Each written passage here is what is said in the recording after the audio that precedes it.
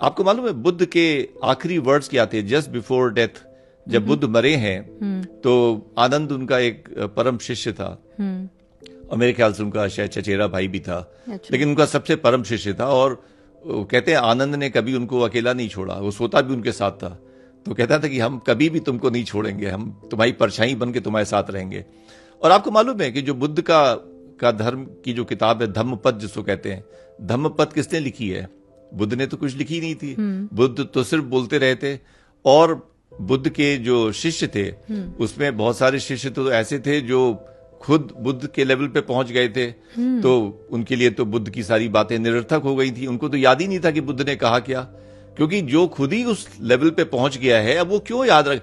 मैंने कहा ना कि जो आदमी उस लेवल पे पहुंच जाएगा वो गुरु को भी भूल जाएगा, गुरु भी अनइम्पॉर्टेंट हो जाएगा। तो वो भूल ही गए कि बुद्ध ने क्या कहा था।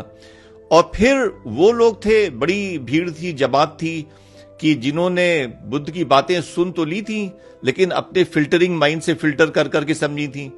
तो जैसे बुद्ध ने कहा कि हमारी कोई मूर्ति ना बनाए, हमारी कोई फोटो ना लगाए कभी भी, तो बुद्ध की तो मूर्तियां सबसे ज्यादा दुनिया में बनती हैं। सबसे ज्यादा अगर किसी की मूर्तियां बनती हैं तो बुद्ध की बनती हैं। तो कौन लोग बना रहे हैं? ये वही लोग बना रहे हैं जो बुद्ध की बातों को सुन तो रहे थे लेकिन अपने फिल्टरिंग माइंड से उसको फिल्टर कर करके निकाल रहे थे कि इसमें इसका मतलब क्या हुआ।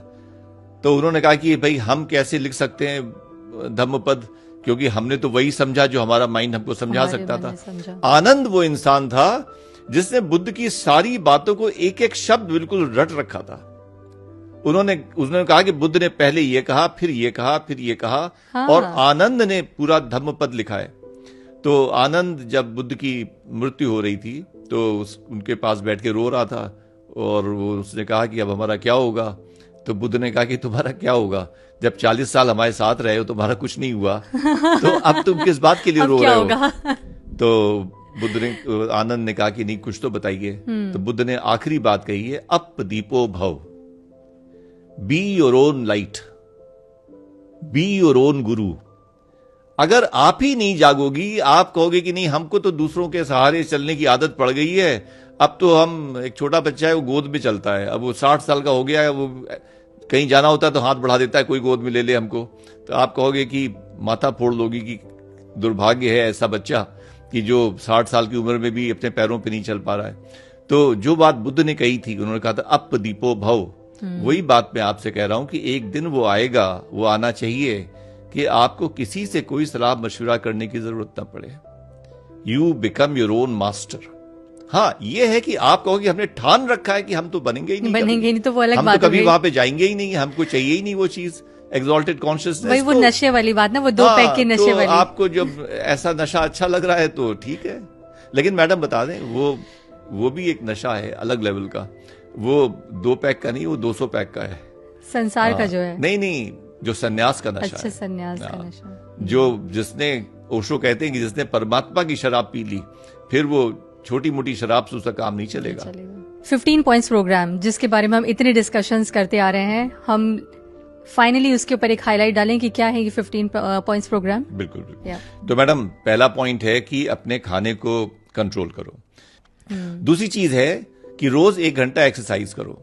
क्या एक्सरसाइज आपको करनी है, आप दूसरा पॉइंट है। दूसरा पॉइंट है कि 1 घंटा एक्सरसाइज करो। तो मैडम थर्ड पॉइंट है योगा।